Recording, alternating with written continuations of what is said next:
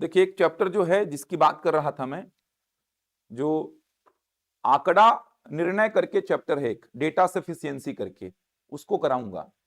ये सीजीपीएससी में तो भरपूर पूछा जाता है और सेंट्रल के एग्जाम में यहां से बहुत सारे प्रश्न आते हैं, उसी को कराऊंगा। 2020 सीजीपीएससी प्री में जो प्रश्न पूछा गया था उसी को ले रहा हूं। पहले देखो, क्वेश्चन का लेंथ बहुत बड़ा रहेगा, की पॉइंट को नोट करेंगे, बस समझाऊंगा किस प्रकार से डील करना है प्रश्नों को। एसीएफ का एग्जाम में भी आया था, 2021 पीएससी प्री में भी आया था, 2020 में तो आया ही था, 2021 में भी आया था, एसीएफ में भी आया था, सेंट्रल के एग्जाम में भी आता है। व्यापम में इधर से प्रश्न नहीं आते हैं, ध्यान रखिएगा। लेकिन बहुत काम का है और बहुत आसान है। बच्चे प्रश्न के लेंथ को देख के डर जाते हैं, लेंथ को देख के, बहुत बड़ा प्रश्न रहता है तो बच्चे लेंथ को देख के डरते हैं। तो की पॉइंट वगैरह मैं समझाता हूं। एक प्रश्न ये आपके सामने देखो, कितना बड़ा प्रश्न रहेगा, देखना। ये पूरी जानकारी देख पा रहे हो? ये देखो, ये पूरी जानकारी, ये देखो, यहां तक तो पूरी जानकारी ही है बस। उसके बाद आप देखेंगे तो यहां से प्रश्न चालू होता है, समझ पा रहे हैं? ये पूरी जानकारी है प्रश्न की। ये देखो, यहां से पूरी जानकारी है, यहां से पूरा का पूरा जानकारी चालू किया है, ये पूरी जानकारी, यहां तक पूरी जानकारी है प्रश्न की, समझ आ रहा है? और आप देखेंगे तो यहां से ऐसा नहीं कि एक ही प्रश्न आता है। 2020 में देखो 56 से 60 कितने हो गए? 5 प्रश्न हो गए। 56 से लेके 60 5 प्रश्न हो गए। 2021 में 2 प्रश्न आए थे, एसीएफ में 2 प्रश्न आए थे, वो सारे प्रश्न कराऊंगा। बहुत सिंपल है, बच्चे छोड़ देते हैं, सोचते हैं कि बहुत लेंदी है, पता नहीं क्या पूछा है, कैसे करना है। बहुत सिंपल रहता है। चलो ध्यान से देखेंगे इन प्रश्नों को। अब क्या लिखा है देखो, कथनों का ध्यानपूर्वक अध्ययन करके निम्नलिखित प्रश्नों के उत्तर दीजिए। एक शीर्ष कॉलेज के एमबीए में दाखिले के लिए उम्मीदवार का चयन करने की शर्तें निम्नलिखित हैं। मतलब कोई टॉप का कॉलेज है जहां पर एमबीए में अगर आपको एडमिशन लेना है तो कुछ शर्तें आपको दी गई हैं, देख सकते हैं। Following are the conditions for selecting a candidate for MBA in a top college. कोई टॉप का कॉलेज है जहां पर एमबीए में एडमिशन के लिए कुछ शर्तें आपके सामने लिखी गई हैं। देखो, पहली शर्त क्या है? 1 अगस्त 2017 को उम्र 25 वर्ष से ज्यादा ना हो। पहली शर्त यह है। आगे जाके बच्चे का पूरा आपको जानकारी देगा, एक रिज्यूमे बताएगा बच्चे का पूरा आपको, कि बच्चा पैदा कब हुआ है, बच्चे का 10वीं में कितना है, 12वीं में कितना है, ऐसा पूरा देगा। तो यहां पर पहली शर्त क्या है? 1 अगस्त 2017 को उम्र 25 वर्ष से अधिक ना हो। इसको नोट करिए कॉपी में। पहली शर्त, 1 अगस्त 2017 को उम्र 25 वर्ष से ज्यादा ना हो। की पॉइंट लिखिए, फटाफट लिखिए की पॉइंट। 1 अगस्त 2017 को उम्र 25 वर्ष से ज्यादा ना हो। 25 वर्ष से ज्यादा ना हो कहने का मतलब 25 वर्ष अगर है तो चलेगा, और 25 वर्ष से कम है तो भी चलेगा। समझ आ रहा है? 1 अगस्त 2017 की डेट में ना, ये नहीं कि आज की डेट में उसका उम्र कितना है वो निकालने बैठ गए आप। 1 अगस्त 2017 की डेट में उसका एज, जैसे मैं बोलूं कि आपका जन्म कब हुआ है, मान लो एग्जांपल के लिए 1995 में हुआ है, मान लो 13 फरवरी 1995 को आपका जन्म हुआ है। अब मैं आपको बोलूंगा कि आप 1 अगस्त 2017 को कितने वर्ष के हो जाओगे, तो निकाल लोगे ना वो काम तो आप, अरे निकाल लोगे। मैं बोलूं 13 फरवरी 1995 को आपका जन्म हुआ एग्जांपल के लिए। अब बताओ 1 अगस्त 2017 को लमसम कितने वर्ष के हो आप? 25 से कम हो, 25 के हो, या 25 से अधिक के हो, ये तो निकाल लोगे ना यार। और एग्जैक्ट नहीं निकालना है, बस ये देखना है कि 25 से ज्यादा ना हो, 25 से ज्यादा ना हो। लिखे पहली शर्त। दूसरी शर्त क्या है? न्यूनतम 80% के साथ 10वीं पास हो। तो दूसरा लिख लीजिए, 10th में 80%। न्यूनतम 80 का मतलब 80 और उससे ज्यादा चलेगा, यही मतलब हुआ ना। न्यूनतम 80% के साथ 10वीं पास का मतलब 80 और उससे ज्यादा चलेगा। तीसरी शर्त क्या है? किसी भी विषय में न्यूनतम 70% के साथ 12वीं पास। लिख लीजिए, 12वीं में किसी भी विषय में, किसी भी विषय में, कोई भी विषय हो 12वीं में आपका, न्यूनतम 70% आपका होना चाहिए। तीसरी शर्त है ये, 12वीं में 70% किसी भी विषय में, ऐसा लिख लीजिएगा, किसी भी विषय में। चौथा शर्त क्या है? समूह चर्चा। समूह चर्चा का मतलब क्या होता है? ग्रुप डिस्कशन, जीडी वगैरह होता है जो जानते होंगे आप। समूह चर्चा में 70% हासिल किया हो। लिख लीजिए, जीडी में 70%। अब 70 का मतलब 70 ही नहीं ना, 70 और उससे ज्यादा चलेगा। ऐसा नहीं कि मैं बोला कि आपका 70% होगा तो ही आपका सिलेक्शन होगा, आप 90 ला के गलती कर दिया, ऐसा थोड़ी होगा। 70 का मतलब 70 और उससे ज्यादा चलेगा। तो जीडी में 70%। व्यक्तिगत साक्षात्कार का मतलब पर्सनल इंटरव्यू, कितना बोला है? न्यूनतम 60%। लिख लीजिए, पर्सनल इंटरव्यू, साक्षात्कार में न्यूनतम 60%। ये 5 शर्तें आपको दी गई हैं। इंटरेस्टिंग प्रश्न, देखना मजा आएगा बनाने में और बहुत सिंपल लगेगा आपको। 5 शर्त समझ आई। पहली क्या है? 1 अगस्त 2017 को उसकी उम्र 25 वर्ष से ज्यादा ना हो। दूसरा शर्त 10वीं में 80, और तीसरी शर्त 12वीं में 70% किसी भी विषय में। चौथी शर्त समूह चर्चा में 70, और 5वीं 60%। अब मान लो कोई बच्चा अगर इन 5 शर्तों को फुलफिल किया, कोई बच्चा अगर इन 5 शर्तों को फुलफिल किया, मान लो आपका रिज्यूमे, आपका बायोडेटा ऐसा है मेरे पास कि आप इन 5 शर्तों को फुलफिल कर रहे हो, तो आपका सिलेक्शन हो जाएगा। सिंपल सी बात है, आपका सिलेक्शन हो जाएगा। 5 शर्तों को अगर आप फुलफिल कर रहे हो, 5 शर्तों को अगर आप फुलफिल कर रहे हो, अरे क्राइटेरिया तो है, जैसे एग्जाम फॉर्म भरने के लिए क्राइटेरिया रहता है, वैसे क्राइटेरिया ही ये 5 ठो। अगर आप 5 शर्तों को फुलफिल कर रहे हो, 5 शर्तों को संतुष्ट कर रहे हो, तो आपका सिलेक्शन इस कॉलेज में हो जाएगा। लेकिन अभी खेल पूरा नहीं हुआ है। देखो नीचे क्या करता है, नीचे छूट देता है, छूट, समझ आ रहा है, कुछ रियायत दे देता है। रियायत कैसे देता है देखना, इस उम्मीदवार के संबंध में जो निम्नलिखित के अलावा सभी शर्तें पूरी करता है। समझना बात को, क्या बोलना चाहता है, वो 5 शर्त रखा, अब उसमें छूट दे रहा है। छूट क्या दे रहा है, जैसे पॉइंट ए में देखो क्या लिखा है, उपरोक्त 3। उपरोक्त 3 का मतलब, यहां जाओ, उपरोक्त 3 क्या था, 12वीं में कितना, 70, लेकिन छूट क्या बोल रहा है, वो 12वीं में उसका 60% चलेगा। 12वीं में उसका 60% चलेगा। छूट क्या बोल रहा है, 12वीं में उसका 60% चलेगा, लेकिन 12वीं कक्षा में उसका विषय क्या होना चाहिए, विज्ञान। समझ पा रहे हो, मेन शर्त थी कि 12वीं में आपका 70 होना चाहिए किसी भी विषय में, लेकिन अगर आपका विज्ञान है, 12वीं में विषय आपका विज्ञान है, तो आपका मिनिमम 60% हो जाए चलेगा। मतलब समझ आ रहा है, ओवरऑल तो आपका शर्त बताया कि 70% 12वीं में होना चाहिए किसी भी विषय में, लेकिन छूट क्या बोल रहा है कि आपका 12वीं में विज्ञान विषय लेके अगर आपने 12वीं पास किया है, तो आपका वो क्राइटेरिया को कितना कर दिया, मिनिमम 60%। लेकिन आपका सिलेक्शन नहीं होगा, आपका मामला कहां जाएगा, एमबीए के विभागीय प्रधान को जाएगा। वो डिसाइड करेगा कि आपके साथ क्या होना है। सिलेक्शन तो आपका तभी होगा जब आप इन 5 शर्तों को बिना किसी छूट के फुलफिल करोगे। समझ आ रहा है, आपका सीधे सीधे एडमिशन तभी होगा जब आप इन 5 शर्तों को बिना किसी छूट के फुलफिल करोगे। इन 5 कंडीशन को बिना किसी छूट के फुलफिल करोगे तो सीधे सिलेक्शन हो जाएगा। अब हुआ क्या मेरे साथ, मैं पहला को फुलफिल किया, दूसरा को फुलफिल किया, चौथा को भी किया, 5वां को भी किया, तीसरा को नहीं कर पाया मैं। तीसरा को मैं फुलफिल नहीं कर पाया। तीसरा क्या था, 12वीं में किसी भी विषय में 70 होना चाहिए, लेकिन मेरा कितना है, 65। मेरा कितना है, 65, और मेरा विषय क्या है, विज्ञान। तो मैं बाहर नहीं होऊंगा, मैं बाहर नहीं होऊंगा। मेरा मामला कहां जाएगा, एमबीए के विभागीय प्रधान के पास। वो डिसाइड करेगा कि मेरे साथ क्या होना है। एमबीए के, देख सकते हैं, मामला कहां जाएगा, मामला जाएगा एमबीए के डिपार्टमेंटल हेड के पास। वो डिसाइड करेगा कि आपके साथ क्या होना है, बाहर नहीं हो गया। तो तीसरा जो शर्त था उसमें छूट दे दिया, समझ आ रहा है, रियायत दे दिया। तीसरे शर्त में रियायत दे दिया कि अगर आपका 12वीं में 70 नहीं है तो आपका 60 मिनिमम चलेगा, लेकिन आपका विषय होना चाहिए विज्ञान। सिलेक्शन नहीं होगा, आपका मामला जाएगा विभागीय प्रधान के पास, वो डिसाइड करेगा आपके साथ क्या होना है। समझ आया। एक और, उपरोक्त 5 में कौन सा शर्त था, इंटरव्यू में कितना चलना, 60 चलना चाहिए, लेकिन यहां पर बोला कि इंटरव्यू में आपका 50% चलेगा। इंटरव्यू में आपका 50% चलेगा, लेकिन आपका मामला कहां जाएगा, एडमिशन कमेटी के पास। वो डिसाइड करेगा आपके साथ क्या होना है। क्लियर हो पा रहा है। एक टाइम पे एक ही छूट मिलेगी, दोनों छूट नहीं मिल सकती, ध्यान रखिएगा। एक टाइम पे एक ही छूट मिलेगी, तो छूट जिसमें जिसमें रहेगा उसमें स्टार बना लेंगे आप। जैसे छूट किसमें था, तीसरे में, और छूट किसमें था, 5वें में। तो तीसरे और 5वें शर्त में स्टार बना दीजिए कि तीसरे और 5वें में क्या है, छूट है। समझ पा रहे हैं बात को। छूट किसमें किसमें नहीं है, पहले में नहीं है, दूसरे में नहीं है, चौथे में नहीं है। इसका मतलब पहला दूसरा चौथा तो फुलफिल होना ही चाहिए। पहला दूसरा चौथा फुलफिल नहीं हुआ तो बाहर आप। समझ आ रहा है, पहला दूसरा चौथा ये तो फुलफिल होना ही चाहिए। मतलब आपका एज को लेके कोई छूट नहीं है, 10वीं में कोई छूट नहीं है, जीडी में कोई छूट नहीं है, ग्रुप डिस्कशन में कोई छूट नहीं है आपका।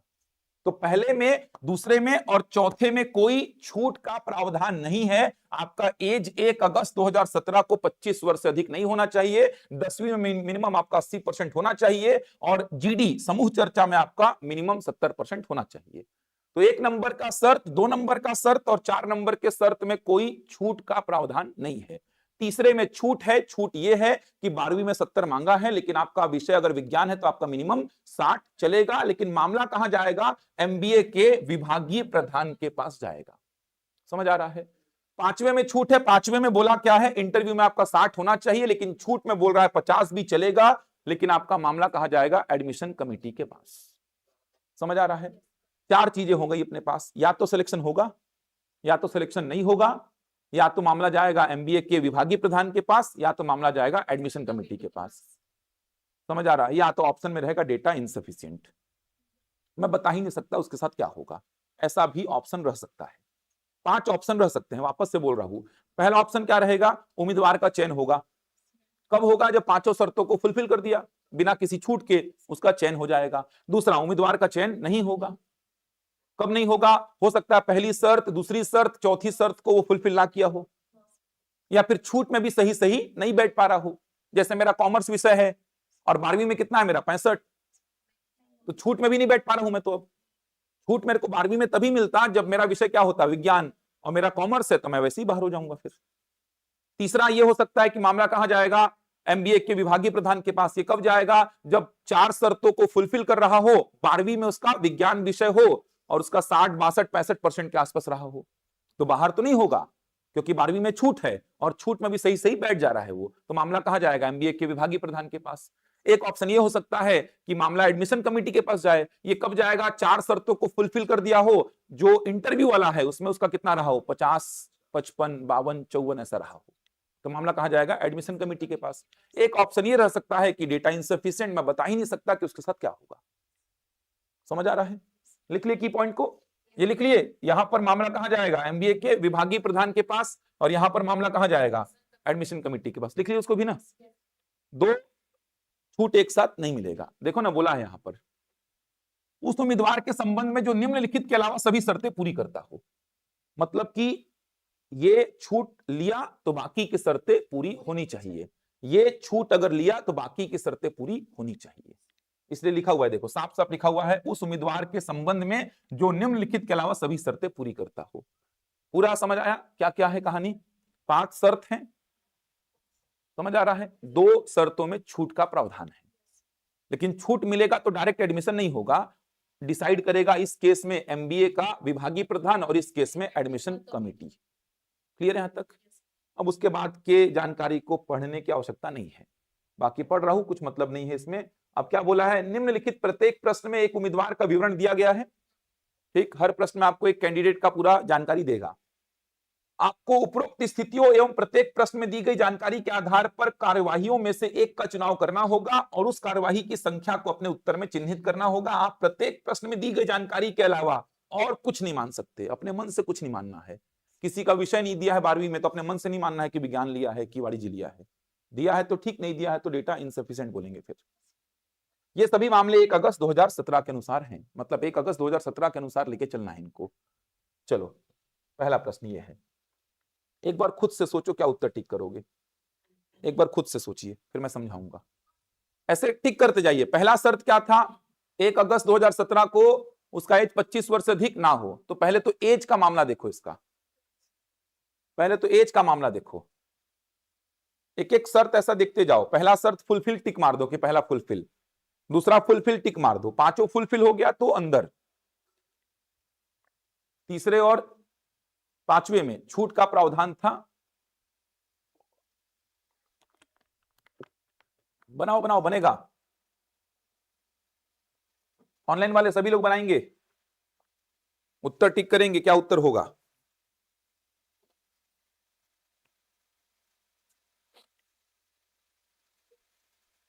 सुशांत के बारे में सारी जानकारी दी गई है आपको।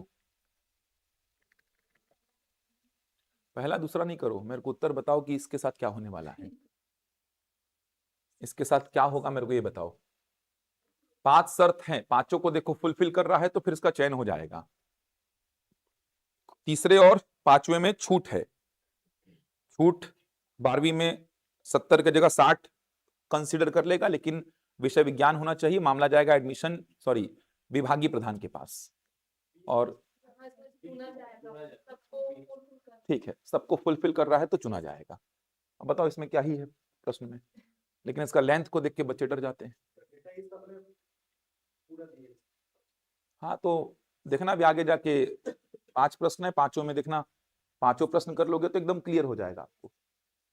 सिंपल सा है एकदम यार, और इतना लेंथ बड़ा रहता है इसका, तो वो देख करके बच्चे लगता है कि अरे यार क्या क्या पूछ लिया है, कैसे करें इसको। भी आएगा, उम्मीदवार को चुना जाना है, उम्मीदवार को चुना जाना है। चलो देखते हैं, ध्यान से देखो। पहला शर्त, 1 अगस्त 2017 को उसका एज 25 से अधिक ना हो। तो लमसम देखना, ऐसा नहीं कि एग्जैक्ट उसका कितने साल, कितने महीने, कितने दिन का है वो, ये सब नहीं देखना है। लमसम 25 से ज्यादा तो नहीं है ना। चलो देखते हैं, जन्म कब हुआ? 24 अप्रैल 1994 को, तो 6 उधर हो गया और 17 इधर, 23। अरे मैं गलती भी कर रहा हूं तो 24 मान लेता हूं, गलती भी कर रहा हूं तो 22 मान लेता हूं। मान लो 1 वर्ष की गलती हो रही है तो क्या पता वो 1 साल बड़ा होगा। एग्जैक्ट मैं लमसम जोड़ा, मैं लमसम जोड़ा। काहे के लिए एग्जैक्ट जोड़ू? एग्जैक्ट तब जोड़ूंगा जब मेरे को कंफ्यूजन होगा। तो यहाँ पे लमसम इधर कितना 6, उधर कितना 17, मोटा मोटा 23 साल का है ये। 24 मान लो, चलो समझ आ रहा है। 25 से तो कम ही है, 25 से अधिक तो नहीं है। मतलब पहला जो शर्त था वो फुलफिल हो गया। दूसरा शर्त क्या था? 10वीं में कितना होना चाहिए? 80। कितना है 10वीं में इसका? 90, चलेगा, दूसरा शर्त भी फुलफिल। तीसरा क्या था? 12वीं में कितना? किसी भी विषय में 70, इसका विज्ञान में कितना? 85, चलेगा। चौथा शर्त क्या था? जीडी में कितना? 70, इसका कितना है? 74, चलेगा। और इंटरव्यू में कितना था? 60, इसका कितना है? 61। पांचों शर्तों को बिना किसी छूट के पूरी तरीके से फुलफिल कर रहा है, इसका मतलब उम्मीदवार को चुना जाना है। ऑप्शन बी करेक्ट हो जाएगा। कोई डाउट तो नहीं है? पांचों शर्तों को पूरा तरीके से फुलफिल कर रहा है, इसका मतलब इसका चयन होगा। बढ़ूं आगे? चलो अगले प्रश्न का उत्तर देना। चलो पहला लाइन को पढ़ के उत्तर मत मार देना, वरना आगे जाके हो सकता है कि 1 नंबर, 2 नंबर, 4 नंबर को फुलफिल ही नहीं किया तो बाहर हो जाएगा ये।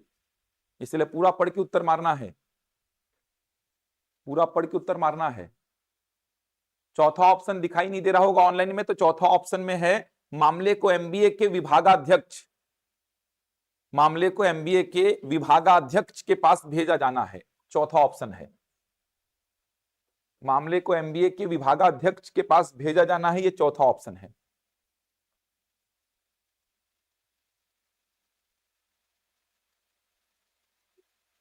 बनाइए एक एक करके, पहला कंडीशन, दूसरा कंडीशन, तीसरा कंडीशन। तीसरा को तो फुलफिल नहीं कर रहा है सर, तीसरे में लेकिन छूट है तो उसको स्टार बना के आगे बढ़ लो पहले। ठीक है, वेरी गुड, समझ आ रहा है। जैसे तीसरे को चेक किया 12वीं में, सर इसका 70 नहीं है लेकिन छूट भी तो है सर, तो एक बार उसको होल्ड पे डाल के आगे बढ़ जाओ। क्या पता चौथे और 5वें को फुलफिल ही ना करे तो बाहर हो जाएगा ना।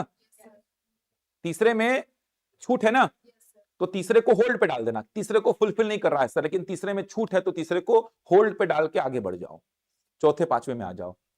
फिर आ जाओ तीसरे में कि तीसरे में छूट था, क्या छूट में सही सही बैठ पा रहा है? ये बैठ पा रहा है तो ठीक है, इसका मामला कहां जाएगा? एमबीए के विभागाध्यक्ष के पास। अगर छूट में सही सही नहीं बैठ पा रहा है तो बाहर हो जाएगा। फिर ऑप्शन डी होगा क्या? मामले को एमबीए के विभागाध्यक्ष के पास भेजा जाना है।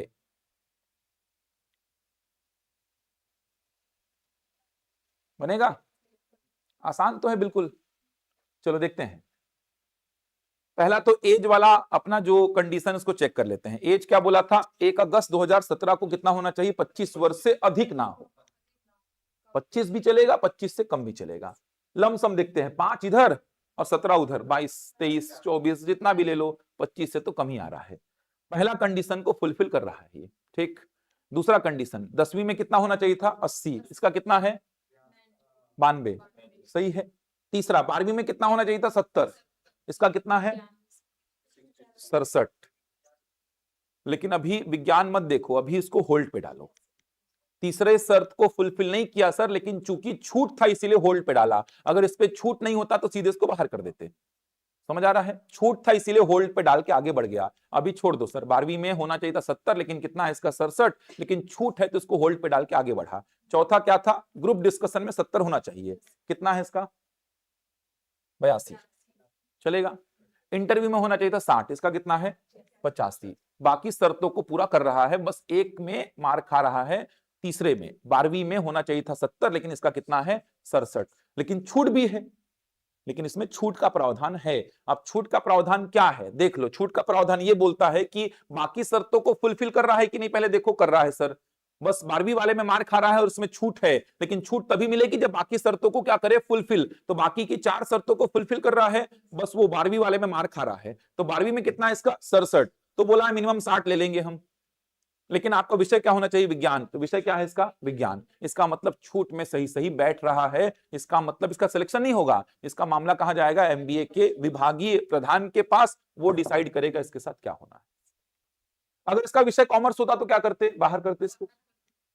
इसका विषय कॉमर्स होता मान लो, तो 12वीं में 60 तभी चलेगा छूट में जब विषय क्या होगा, विज्ञान। लेकिन इसका विषय अगर कॉमर्स होता तो इसको बाहर कर देते अपन। क्लियर है यहां तक। दूसरे का आंसर क्या हो जाएगा, डी।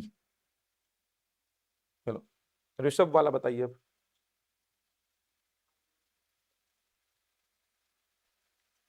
बनाइए।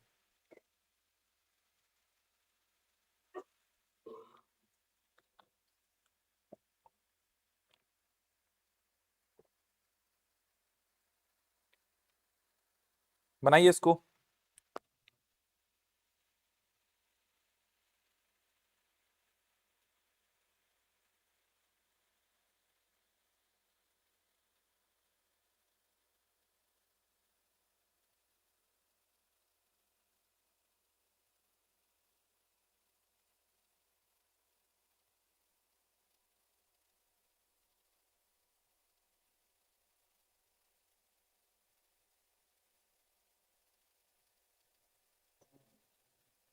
क्या रहा है, एडमिशन कमेटी के पास जाएगा मामला इसका। आ रहा है सभी का क्या, बाकी शर्तें फुलफिल हो तभी छूट मिलेगा। एक आध में छूट किसमें था, तीसरे में और 5वें में। तीसरे में अगर छूट मिलेगा तो बाकी की 4 शर्तें पूरी होनी चाहिए, 5वें में छूट मिलेगा तो बाकी की 4 शर्तें पूरी होनी चाहिए। दो दो छूट एक साथ नहीं मिल सकता। ऑप्शन डी आ रहा है क्या, चलो देखते हैं। पहला, जन्म को लेके देख लो यहां पर। जन्म कब हुआ, 1993। 7 इधर जोड़ लो, 17 उधर, कितना 24 साल। 24 साल का लमसम है, 25 से तो कम ही रहेगा। पहली शर्त पूरी हो गई। दूसरी शर्त क्या थी, जल्दी बोलो। 10वीं में 80%, इसका कितना है 95, ठीक है। तीसरी 12वीं में कितना 70, किसी भी विषय में, इसका 75। विषय देखने की आवश्यकता ही नहीं मेरे को। चौथा क्या था, समूह चर्चा, जीडी में कितना बोला था, इसका कितना है 76, ठीक। इंटरव्यू में कितना बोला था 60, लेकिन इसका कितना है 55। इंटरव्यू वाले में मार खा गया ये। अब देखो इंटरव्यू वाले में 5वें में इंटरव्यू था, 60% बोला था मिनिमम, लेकिन इसका कितना है 55। तो 5वें को फुलफिल नहीं कर रहा है, तो क्या उसमें छूट है ना छूट। इसमें छूट में क्या बोला है, मिनिमम 50 चलेगा। लेकिन मामला कहां जाएगा, एडमिशन कमेटी के पास। तो इसकी बाकी की 4 शर्तें पूरी हो रही हैं, 5वां में छूट था और छूट में फुलफिल कर रहा है ये। अगर मान लो इसका होता, एग्जाम्पल के लिए व्यक्तिगत साक्षात्कार में 45 होता तो बाहर हो जाता, क्योंकि छूट भी तब मिलेगा जब मिनिमम क्या होगा 50। तो व्यक्तिगत साक्षात्कार में इसका अगर 45 होता तो बाहर। समझ आ रहा है। तो व्यक्तिगत साक्षात्कार में 55 है, छूट में बोला था मिनिमम 50 हम ले लेंगे, लेकिन मामला कहां जाएगा, एडमिशन कमेटी के पास। उत्तर क्या हो जाएगा, ऑप्शन डी। बढ़ू आगे, बन रहा है सभी से। ऑनलाइन वाले बन रहा है ना सभी से, ऑनलाइन वाले बताइए जल्दी से, सभी लोग कर पा रहे हैं, आसान है देखो ये। चलो ये बताओ अब, रोशनी वाला आराम से बताना इसका उत्तर।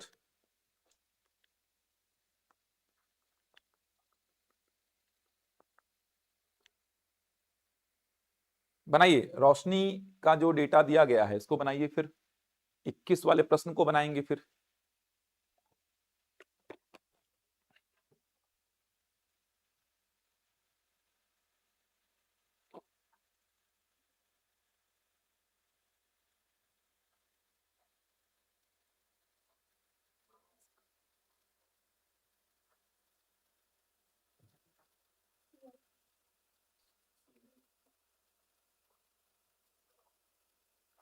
ये अच्छा प्रश्न है, यहां पे थोड़ा फंस सकते हैं आप लोग।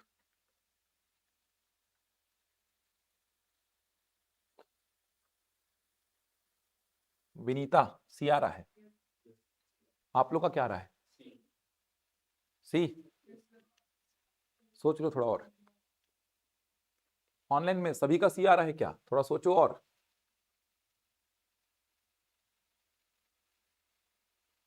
सोचिए, थोड़ा सा और सोचिए। हो सकता है क्या होता है? ए भी है, क्या होता है? भी का मतलब क्या? हाँ, केवल ए। समझ आ रहा है? एक ही उत्तर सही होगा और वो उत्तर होगा ए, डेटा इनसफिशिएंट। 12वीं में उसका विषय अगर विज्ञान है तो फिर वो छूट में आ जाएगी। समझ आ रहा है? और 12वीं में उसका विषय वाणिज्य है, बाहर हो जाएगी। तो विषय कौन है 12वीं में उसका? नहीं पता है। 12वीं में विषय क्या है उसका पता है क्या? नहीं पता है। बाकी की 4 शर्तें फुलफिल हो रही हैं, 12वीं में मामला फंस जा रहा है। 12वीं में इसका 70 से कम है। अब 12वीं में छूट भी तो है 70 से कम होने पे, 60 चलेगा, लेकिन विषय क्या होना चाहिए? विज्ञान। इसका विषय क्या है? नहीं पता है। अगर इसका विषय विज्ञान है तो फिर इसका मामला कहां जाएगा? एमबीए के विभागाध्यक्ष के पास। और इसका विषय अगर वाणिज्य है तो बाहर हो जाएगी। तो विषय है क्या? मेरे को क्या पता विषय क्या है? तो इसका पूरा पूरा डिपेंड करेगा विषय पर, जो कि मेरे को पता ही नहीं है 12वीं में इसका विषय क्या है। इसीलिए डेटा इनसफिशिएंट, डेटा जो है पर्याप्त नहीं है निर्णय लेने के लिए। चलो समझाता हूं इसको। देखो, पहला वाला जो एज क्राइटेरिया है उसको देखो। 1 अगस्त 2017 को इसका एज कितना होना चाहिए? 25 वर्ष से अधिक ना हो, मतलब 25 हो या 25 से कम हो। चलो, 92 में जन्मी है, इधर कितना जोड़ दो? 8, उधर कितना? 17, कितना? 25। लेकिन 25 कब हो रहा है? दिसंबर 1992 को जन्मी है। तो 8 इधर जोड़े, 17 उधर, तो 25 साल की होगी कब ये? दिसंबर 2017 में। समझ आ रहा है? 13 दिसंबर 2017, 25 साल की होगी। लेकिन अपन को तो 1 अगस्त 2017 का चाहिए भाई। अपन को तो 1 अगस्त 2017 को चाहिए, मतलब 25 साल से कम है। कितनी कम मेरे को उससे मतलब नहीं है, 25 साल से कम है। 25 और उससे कम दोनों चलेगा। तो पहला एज क्राइटेरिया तो ठीक है। अरे समझ आ रहा है ना? 13 दिसंबर 1992 को जन्मी है। अब 8 साल इधर जोड़ दो, 17 उधर जोड़ दो, 25 साल की हो गई। लेकिन कब? 1 अगस्त 2017 को अपन को चाहिए। 25 साल की कब होगी? 13 दिसंबर 2017 को होगी। मेरे को तो 1 अगस्त 2017 चाहिए, तो अगस्त तो दिसंबर से पहले ही आता है ना यार। इसका मतलब 1 अगस्त 2017 की स्थिति में ये 25 साल से कम की है। इसका मतलब एज क्राइटेरिया सही है। ठीक। दूसरा, 10वीं में कितना है इसका? 87। सही है ना? 80 बोला था, 87 है। 12वीं में कितना है? 69 बोला था, 70 लेकिन 69 है। तो होल्ड पे डाल दो, एक बार होल्ड पे डाल दो। ये नहीं कि सीधे मार दिए 69 है तो ये वो। चौथा पांचवा को देखो, तो क्या पता चौथे पांचवा को फुलफिल नहीं करी तो बाहर ही करेंगे इसको। फिर चौथे में क्या था? जल्दी बोलो। ग्रुप डिस्कशन में कितना? 70, इसका कितना है? 74। इंटरव्यू में कितना बोला था? 60, इसका कितना है? 62। मतलब पहला फुलफिल, दूसरा फुलफिल, चौथा फुलफिल और पांचवा फुलफिल। तीसरे में मामला फंस गया। अब तीसरे में मामला फंसा है। तीसरा बोला था कि 70 होना चाहिए किसी भी विषय में, लेकिन इसका कितना है? 69। लेकिन तीसरे में छूट है, इसीलिए थोड़ा सा होल्ड पे डाले थे अपन। अगर छूट नहीं होता तो बाहर ही कर देते इसको। छूट था तो होल्ड पे डाले। अब होल्ड पे डालने के बाद वापस उसमें आ गए। अब देखे कि छूट बोला है कि 60% चलेगा, मिनिमम 60% चलेगा। लेकिन कब? जब उसका विषय क्या होगा? विज्ञान। तो इसका 69 है, लेकिन विषय नहीं पता। अगर इसका विषय विज्ञान होता तो ये छूट में कंसीडर हो जाती, तो इसका मामला कहां जाता? विभागीय अध्यक्ष के पास। लेकिन इसका विषय वाणिज्य होता तो ये बाहर हो जाती। तो इसका विषय मेरे को पता ही नहीं, इसका मतलब मैं निर्णय नहीं ले सकता। इसका मतलब उत्तर क्या होगा? Option A. समझ पाए? ऐसा नहीं कि बाहर करेंगे। क्यों बाहर करेंगे? क्या पता इसका विषय विज्ञान रहा हो। विज्ञान अगर है इसका विषय तो ये बाहर नहीं होगी। इसका मामला कहां जाएगा? एमबीए के विभागाध्यक्ष के पास जाएगा। अगर इसका विषय वाणिज्य होता तब ये बाहर हो जाती। तो पूरा मामला टिका हुआ इसके विषय पे। अगर इसका जीडी में मान लो, यहां पे इसका जीडी में मान लो 64% होता तो वैसे बाहर हो जाती। समझ आ रहा है? जीडी में तो कोई छूट ही नहीं है। 10वीं में इसका 75 होता तो वैसे बाहर हो जाती। इसका एज 25 से ज्यादा होता तो वैसे बाहर हो जाती। तो एज वाले में तो छूट है ही नहीं, 10वीं में छूट है ही नहीं, और जीडी में छूट है ही नहीं। ये तो फुलफिल होना ही चाहिए। और दो शर्तें एक साथ, मतलब छूट वाली दोनों शर्तें एक साथ कंसीडर नहीं हो सकती। एक छूट एक बार में मिलेगी आपको। क्लियर है यहां तक? लास्ट बनाइए। बना लिए क्या? बनाओ इसको, जल्दी से बनाइए। शेखर वाला अब डी आ रहा है।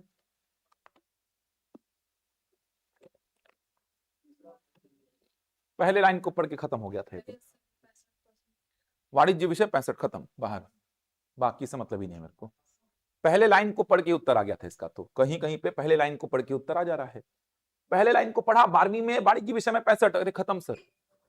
12वीं में वाणिज्य विषय में 65, मामला यहीं पे खत्म हो गया, क्योंकि 12वीं में वाणिज्य विषय में अगर 65 बोला, वाणिज्य विषय में 65 बोलने का मतलब मामला यहीं खत्म, क्योंकि सर 12वीं में होना चाहिए था कितना, 70, ओवरऑल 70 होना चाहिए था किसी भी विषय में। छूट भी तब मिलता जब इसका विषय क्या होता, विज्ञान, तो इसका विषय वाणिज्य वैसे ही बाहर हो गई है, आगे देखने की आवश्यकता ही नहीं है आपको। देखो यहां तक समझ आया पूरा, 5 प्रश्न देखो, 5 मिनट नहीं लगा होगा एग्जाम में अगर बनाओगे तो। ये सब प्रश्नों को बच्चे छोड़ देते हैं, यही सब तो स्कोरिंग है। देखो समझ आए पांचों प्रश्न। एज तो इसका ठीक था, एज ठीक था ना इसका, 95 में जन्मी है, लड़का है क्या, लड़का है, 95 में जन्मा है, तो लमसम कितने साल का हो गया ये, 22, 23 मान लो, गलत भी कर रहा हूं तो 24 मान लो, 25 से तो कम ही है। 10वीं में भी ठीक ठाक है, 12वीं में होल्ड पे डाल दिया, चलो मान लो मैं होल्ड पे डाल दिया, 12वीं होल्ड पे क्यों डाला, क्योंकि छूट है इसीलिए होल्ड पे डाला। जीडी में ठीक है 80, 70 बोला था 80 है, इंटरव्यू में ठीक है 65, 60 बोला था, 10वीं में ठीक, जीडी में ठीक, इंटरव्यू में ठीक, जन्म भी ठीक, मामला फंसा 12वीं में। 12वीं में छूट है, छूट लेकिन तभी मिलेगा जब विषय क्या हो, विज्ञान हो, इसका विषय क्या है, वाणिज्य, बाहर हो गई। ये 5 प्रश्न हो गए आपके, समझ आ रहा है यार। चलो एसीएफ का एक प्रश्न करते हैं।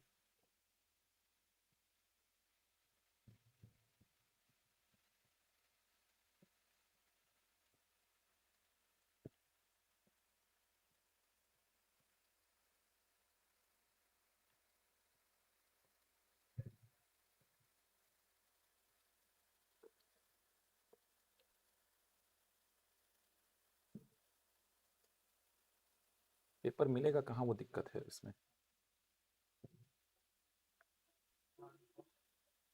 दिख रहा है कि कहीं पे यार एसीएफ का पेपर,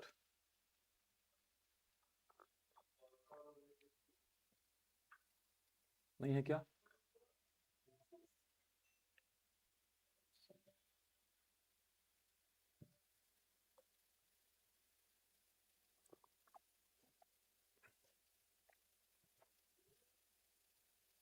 ये दिख रहा है, चलो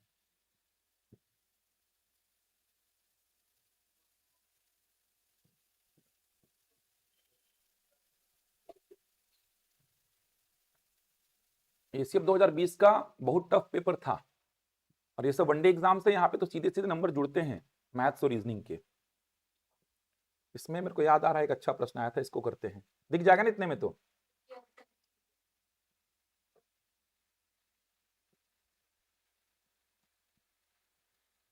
टाइप करवा नहीं पाया इसको मैं,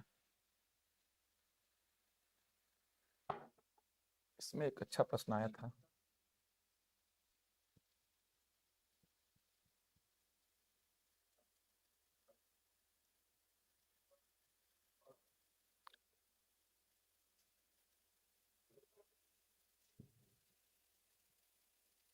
ये चालू हो गए क्वेश्चन रीजनिंग के, ये देख रहे हो सब वही सब पूछता है यार, देख रहे हो सब वही है, देख रहे हो एनालॉजी के क्वेश्चंस।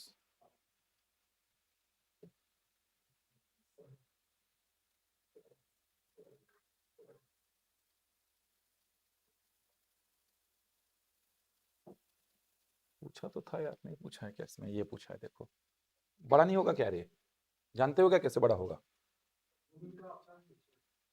कहाँ पे, ये लेकिन वो तो पूरा स्क्रीन पे नहीं होगा, क्या पूछ रहा हूँ, ये ऐसा, ठीक, फिर तो ऊपर तक आना पड़ेगा,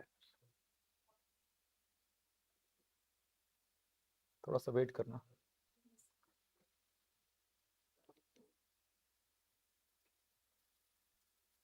ये कौन से एग्जाम का पेपर है,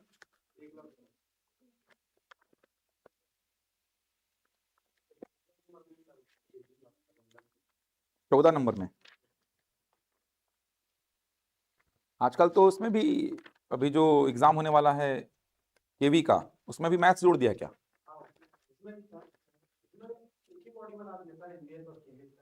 अच्छा,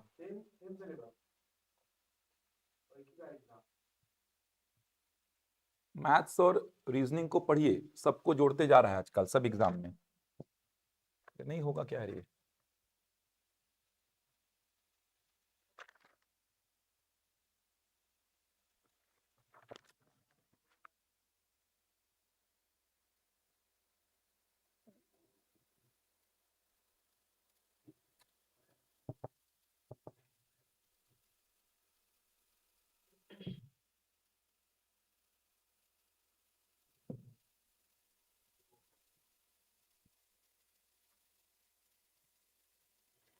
कौन सा क्वेश्चन बोल रहे थे इसमें?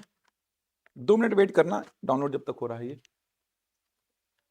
सब दूसरे दूसरे कोचिंग वाले प्रमोट हो जा रहे हैं।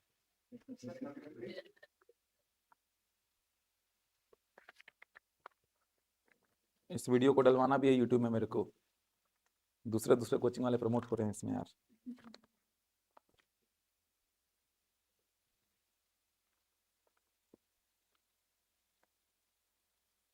ये प्रश्न था ना आपका, प्रश्न दिया है मई 2026 का दूसरा शुक्रवार किस तिथि को पड़ेगा। कथन है उस महीने का पहला दिन शुक्रवार है, उस महीने का अंतिम दिन रविवार है। अगर मैं आपको ये बता दूं कि इस महीने का, कौन सा महीना चल रहा है, दिसंबर, इस महीने का पहला दिन शुक्रवार है, अगर मैं बोल दूं आपको कि इस महीने का पहला दिन शुक्रवार है, तो आप दूसरा शुक्रवार किस तारीख को पड़ेगा बता पाओगे कि नहीं बता पाओगे? अरे बता दोगे कि नहीं बताओगे? सिंपल सी बात तो है यार। अगर मैं बोलूं इस महीने का, दिसंबर महीना चल रहा है, दिसंबर महीने का पहला दिन क्या है, शुक्रवार, तो बताओ दूसरा शुक्रवार किस तारीख को पड़ेगा, जल्दी बोलो। दूसरा शुक्रवार किस तारीख को पड़ेगा, जल्दी बोलो। 8 को पड़ेगा ना? इतना क्या विचार कर रहे हो यार? क्या डर लग रहा है इसमें बताने में? चिल्ला दूंगा। 8 तारीख को ना? बोलो ऑनलाइन वाले, 1 तारीख को अगर शुक्रवार है, दिसंबर महीने की पहली तारीख को शुक्रवार है, तो दूसरा शुक्रवार किस तारीख को पड़ेगा? 8 तारीख को पड़ेगा ना, 7 दिन बाद। 7 दिन बाद वही दिन आएगा, तो दूसरा शुक्रवार पड़ेगा कब? 8 तारीख को। इसका मतलब पहला जो कथन दिया हुआ है, उस पहले कथन के आधार पे मैं आपके प्रश्न का उत्तर दे दूंगा ना। मैं आपसे पूछा कि पहले तारीख को शुक्रवार है, तो दूसरा शुक्रवार इस महीने का कब पड़ेगा, तो आप उत्तर दे पाएंगे कि नहीं दे पाएंगे? दे पाएंगे ना। मतलब केवल कथन एक उत्तर देने के लिए क्या है, पर्याप्त है। समझ आ रहा है? केवल कथन एक उत्तर देने के लिए पर्याप्त है। अब केवल कथन एक उत्तर देने के लिए पर्याप्त है, अब दूसरे कथन में आ जाइए। मान लो मैं बोला इस महीने का अंतिम दिन क्या है, रविवार है। इस महीने का अंतिम दिन क्या है, रविवार। तो इस महीने का दूसरा शुक्रवार कब पड़ा होगा बता देंगे ना अपन? मत बताओ कब पड़ेगा, लेकिन बता देंगे कि नहीं बता पाएंगे? बता देंगे ना यार। अरे बता पाएंगे ना। अंतिम दिन अगर शुक्रवार है, अंतिम दिन अगर शुक्रवार है, या क्या बोला, रविवार है, अंतिम दिन अगर रविवार है, तो उसके बेसिस पे तो पूरे दिन निकल गए अपने। मई महीना की बात किया है, तो मई कितने दिन का होता है? 31 का होता है ना। अब पहले कथन के हिसाब से क्या बोल रहा है, 1 मई को अगर शुक्रवार है, तो दूसरा शुक्रवार कब पड़ेगा, 8 तारीख को। इसका मतलब पहले कथन को मैं यूज करके उत्तर दे दूंगा। दूसरा कथन क्या बोला, अंतिम दिन क्या है, रविवार, मतलब 31 मई को क्या है, रविवार। तो उसके अकॉर्डिंग तो सारे दिन मिल गए मेरे को।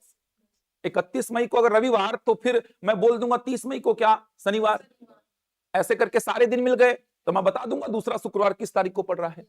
बता तो दूंगा ना। इसका मतलब कथन एक भी अपने आप में क्या है, पर्याप्त उत्तर देने के लिए, और कथन 2 भी अपने आप में क्या है, पर्याप्त। कथन 1 भी अपने आप में पर्याप्त है उत्तर देने के लिए, और कथन 2 भी अपने आप में उत्तर देने के लिए पर्याप्त है। तो इसका आंसर क्या टिक करते? देखो इसका ऑप्शन कैसा दिया था, कथन 1 अकेला प्रश्न के उत्तर देने के लिए पर्याप्त है, जबकि कथन 2 अकेला पर्याप्त नहीं है, तो ये तो नहीं होगा। दूसरा ऑप्शन, कथन 2 अकेला प्रश्न के उत्तर देने के लिए पर्याप्त है, जबकि कथन 1 अकेला पर्याप्त नहीं है, ये भी नहीं होगा। तीसरा, या तो कथन 1 या कथन 2 अकेला प्रश्न का उत्तर देने के लिए पर्याप्त है। बिल्कुल ठीक बात है। समझ आ रहा है? कथन 1 अकेला भी उत्तर दे देगा, कथन 2 अकेला भी उत्तर दे देगा। कुछ प्रश्न ऐसे आएंगे जहां पे 1 और 2 मिलकर के उत्तर दे पाएंगे। ये बहुत ट्रेंडिंग प्रश्न है पीएससी के। 2015, 16, 17 पेपर देखिएगा, 15, 16, 17 का पेपर देखिएगा, 6 प्रश्न पूछा है। 6 प्रश्न 15, 16, 17 में 6 प्रश्न बोल रहा हूं पूछा है। 15, 16, 17 का पेपर देखेंगे, 6 5 प्रश्न आपको दिख जाएंगे। इसका वीडियो भी डाला था बना के मैं एक बार, 6 7 प्रश्न का पूरा बना के यूट्यूब में डाला था वीडियो।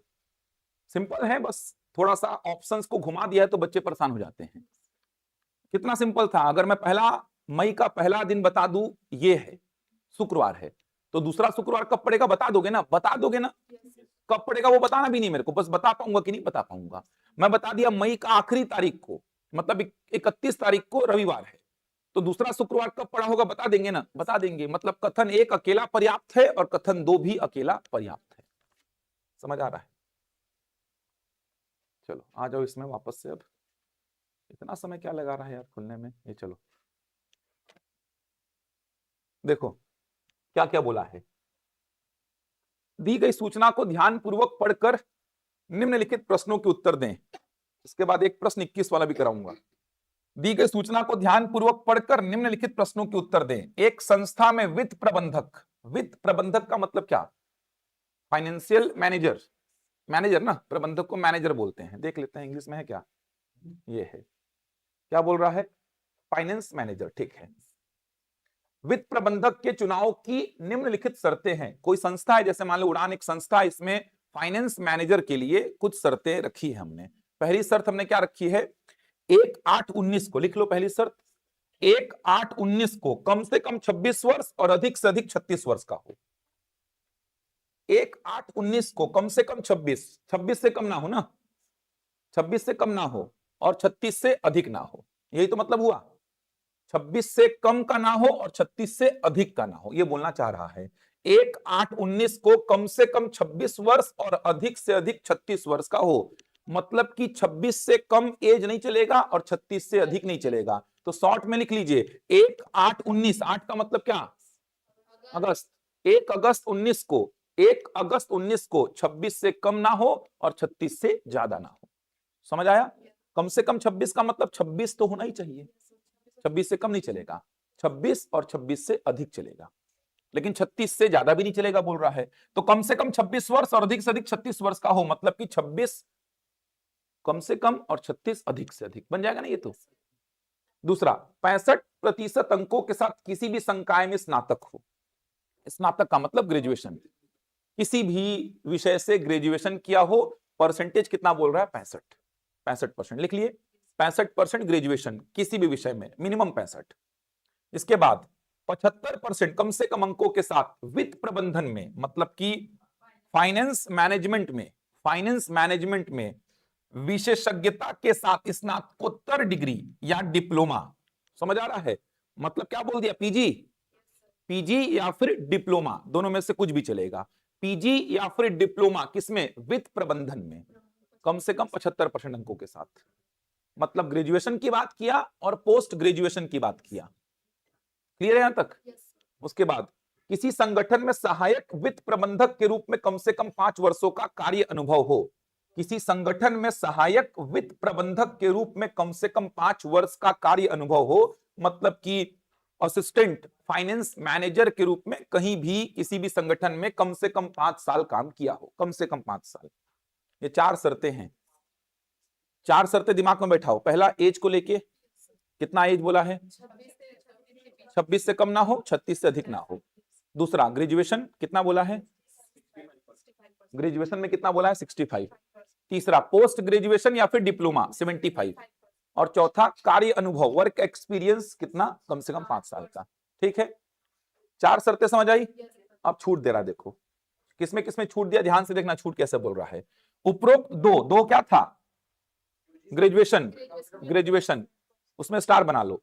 दूसरे में छूट है, क्या बोल रहा है, किसी उम्मीदवार के बारे में अब ये जानकारी दे रहा है कि भाई बाकी की शर्तें फुलफिल कर रहा हो, दूसरे में वो अटक गया हो।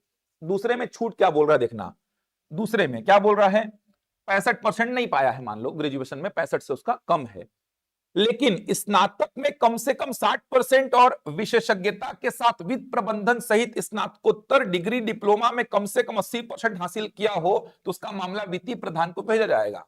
समझ आ रहा है? इस बात को समझना थोड़ा, क्या बोलना चाह रहा है। यह बोल रहा है कि ग्रेजुएशन में कितना बोला था, 65 किसी भी संकाय में, लेकिन अब बोल रहा है कि मिनिमम कितना चल जाएगा, 60। मिनिमम उसका 60 कंसीडर कर लेंगे, लेकिन उसका फिर पीजी या डिप्लोमा में 75 की जगह कितना होना चाहिए, 80 होना चाहिए। समझ पा रहे बात को, क्या बोल रहा हूं, क्लियर हो पा रहा है? मैं बोल रहा हूं कि आपको बोला था कि ग्रेजुएशन में 65 होना चाहिए, दूसरा जो शर्त था ग्रेजुएशन में कितना होना चाहिए, 65, लेकिन छूट बोल रहा है, छूट में क्या बोल रहा है कि 60 भी कंसीडर कर लेंगे हम, लेकिन तब जब आपका पीजी या डिप्लोमा में कितना हो, 80 हो। समझ आ रहा है? ऐसा बोला है इस बार। तो मामला कहां जाएगा, वित्तीय प्रधान को भेजा जाएगा, वित्तीय प्रधान को भेजा जाएगा मामला।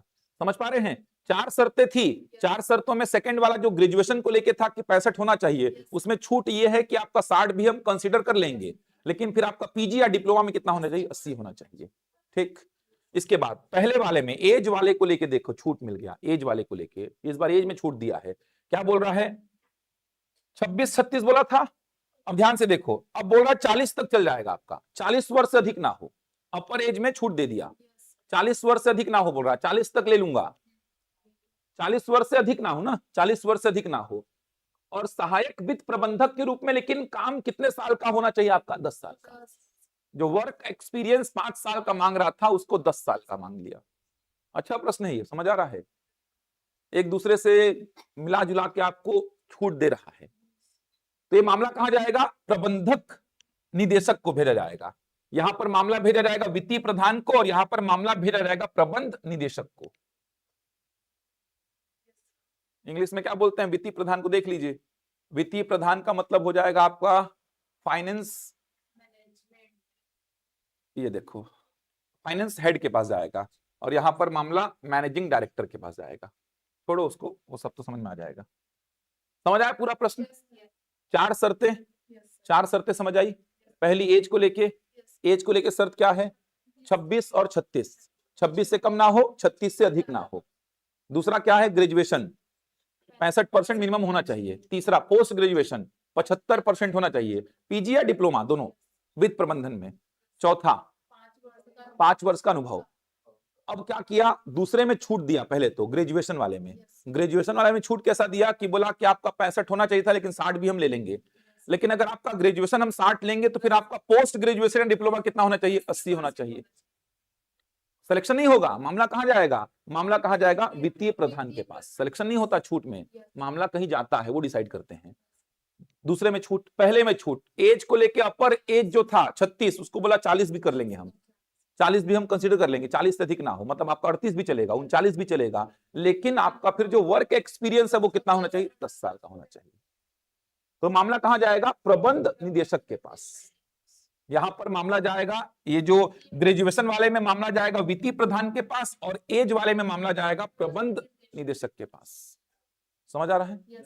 करें प्रश्न, उसके बाद वही सब लिखेगा ये। चलो, ये पहला प्रश्न है, बनाएंगे बनाएंगे ऑनलाइन वाले सभी लोग। देवाशीष, ये तो आसान सा दे दिया क्या?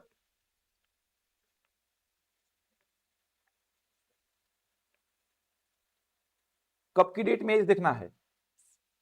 हाँ ये देख लो, कब की डेट में एज देखना है, ये तो अपन देखे नहीं। कब की डेट में इसको एज देखना है? ये सभी मामले 1 अगस्त 2019। अच्छा लिखा तो था ना 1 अगस्त 2019, ठीक। 1 अगस्त 2019 की डेट में देखना है उसका एज। 1 अगस्त 2019 की डेट में उसका एज को देखना है।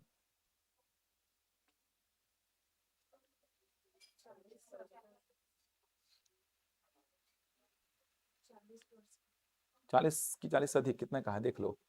1 अगस्त 2019 को उसका देखना है एज। हाँ देख लो, आप लोग देख लो। ग्रेजुएशन वाले छूट में मामला जाएगा किसके पास?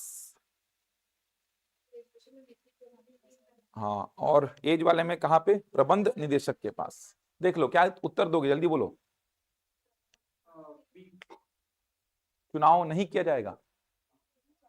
ऑप्शंस देखो ना यार, ऑप्शंस देखो, उत्तर बताओ मेरे को।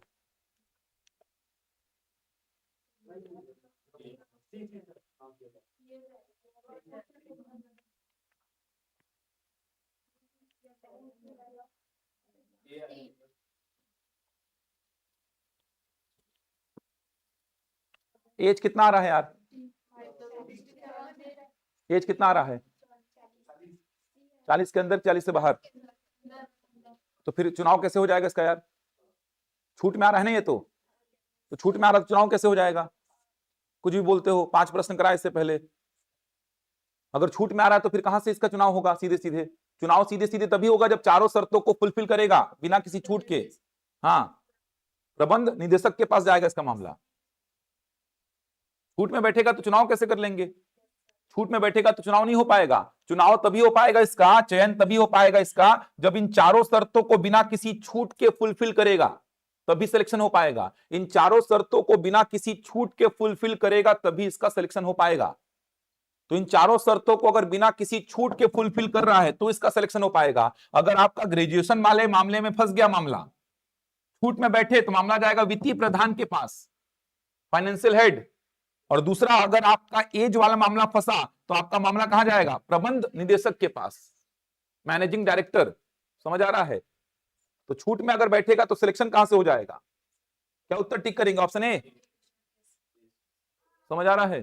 थोड़ा सा ठीक से बनाओ यार। सी बता रहे हो आंसर ऑनलाइन वाले, क्या उत्तर आएगा जल्दी बताओ सोच के। अब आएगा ये? चलो पहला वाला शर्त देखते हैं। पहला क्या था? एज। कब की डेट में एज? 1 अगस्त 2019। चलो देखते हैं। 79 को जन्मा है ये, जनवरी में ना, ध्यान से। 1 अगस्त 2019 को देखना है इसका एज कितना हो जाएगा। 21 इधर हो जाएगा, हो जाएगा 21 इधर और 10 आगे जोड़ दो, कितना हो गया? 31 और 9 उधर जोड़ दो, कितना? 40।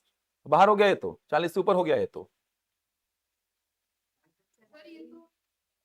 बताओ चलो, इसका एज नहीं निकाल पा रहे हो? 40 से ऊपर हो गया ये तो, हो गया कि 40 से ऊपर? हाँ तो जनवरी पहले आता तभी तो 40 का हो गया ना यार ये। जनवरी में ही 40 का हो गया ये, तो अगस्त में तो 40 से ज्यादा हो गया ना यार। क्या बुद्धि लगाते हो यार, एज कैलकुलेट नहीं कर पा रहे हो आप लोग। 40 से ऊपर हो गया है ये। अरे हुआ है कि नहीं 40 से ऊपर? जनवरी में 40 साल का हो गया है, जनवरी 19 में ही 40 साल का हो गया ये। बात कब की कर रहे हैं अपन? अगस्त की। 40 से ऊपर का हो गया है ये, तो वैसे ही बाहर, खत्म। इतना ही करना था इसमें तो। 40 से ऊपर में तो छूट भी नहीं है, 40 से ऊपर में तो छूट भी नहीं है। एज वाले में छूट था लेकिन 40 से ऊपर में तो छूट भी नहीं है, तो सीधे बाहर हो गया यार। अरे एज निकाल लो ना यार, एज नहीं निकाल पा रहे हो क्या? कोई आपसे पूछे आप कितने साल, कितने महीने, कितने दिन के हो, तो नहीं बता पाओगे क्या? तो इसका क्यों नहीं बता पा रहे हो? अरे आएगा ना। देखो ना, 12 जनवरी 1979, 12 जनवरी 1980, 1 साल हो गया, हो जाएगा। फिर 12 जनवरी 2000 सीधे आ गया, 20 साल, 20 और 21 हो गया, ठीक। फिर 12 जनवरी 2019, 19 साल और जोड़ दो, कितना? 40 हो गया। मतलब 12 जनवरी 2019 को 40 साल का हो गया ये।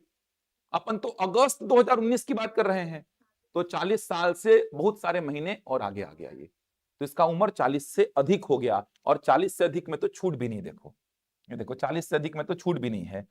देखो उपरोक्त एक में छूट था, एज 26 से कम ना हो, 36 से अधिक ना हो। छूट में क्या बोला? एज 40 वर्ष से अधिक ना हो। मतलब 36 जो अपर लिमिट था उसको कितना कर दिया? 40। 40 से अधिक में तो छूट भी काम नहीं करेगा, तो 40 मैक्सिमम चलेगा, छूट में बोल रहा है। लेकिन इसका वर्क एक्सपीरियंस होना चाहिए कितने साल का? 10। लेकिन इसका उम्र तो 40 से भी ज्यादा हो गया, तो इसको तो छूट में भी अपन कंसीडर नहीं कर सकते। इसका मतलब सीधे क्या होगा? ये बाहर होगा। उत्तर क्या होगा? उम्मीदवार का चुनाव नहीं किया जाएगा। पहले लाइन में पढ़ के खत्म हो गया मामला यार। एज नहीं निकाल पा रहे हो, जनवरी पहले आएगा बोलते हो। जनवरी पहले ही तो आएगा, लेकिन जन्मा जनवरी में है ये, जाना है अगस्त में मेरे को। जनवरी तो पहले ही आएगा, जनवरी में ही हो गया 40 साल का ये। अगस्त में जाते तक तो ये कितने साल का हो जाएगा? 40 साल कुछ महीने और जोड़ दीजिए, 7 महीने मोटा मोटा जोड़ दीजिए। अरे समझ आया ऑनलाइन में? यहीं पे खत्म हो गया मामला यार। इतना आसान सा था, एज को लेके ही फंस गया था। बाकी ग्रेजुएशन तो इसका ठीक था ना, 65। पीजी भी ठीक था इसका, कितना? 81। और काम का भी अनुभव कितना है? 12 साल, सब ठीक था। एज अगर इसका होता 40 के अंदर, मान लो इसका 39 साल कुछ महीने होता, तो फिर इसका मामला कहां जाता? प्रबंध किसके पास में? वित्तीय प्रधान के पास में। किसके पास? प्रबंध निदेशक के पास। देख लो कहां जाता मामला? प्रबंध निदेशक के पास। समझ आ रहा है? लेकिन ये तो 40 साल भी पार कर दिया, तो छूट में भी नहीं बैठ पा रहा है, मतलब ये बाहर होगा। क्लियर हुआ? सही उत्तर देना, एक ही प्रश्न और है बस इसमें, सही उत्तर देना इसका। बनाइए।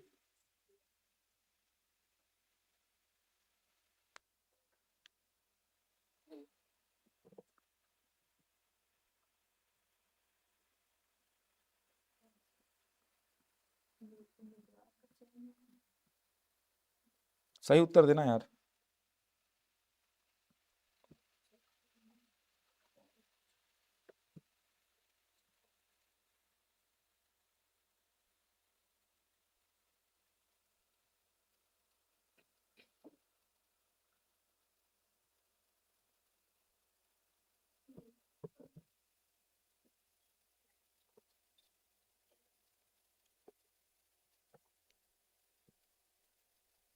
ग्रेजुएशन वाले में मामला फंसेगा तो वित्तीय प्रधान के पास जाएगा, और एज वाले में मामला फंसेगा तो प्रबंध निदेशक के पास जाएगा।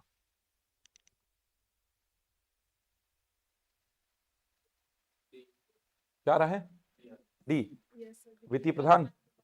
ग्रेजुएशन में मामला फंस रहा है क्या इसका?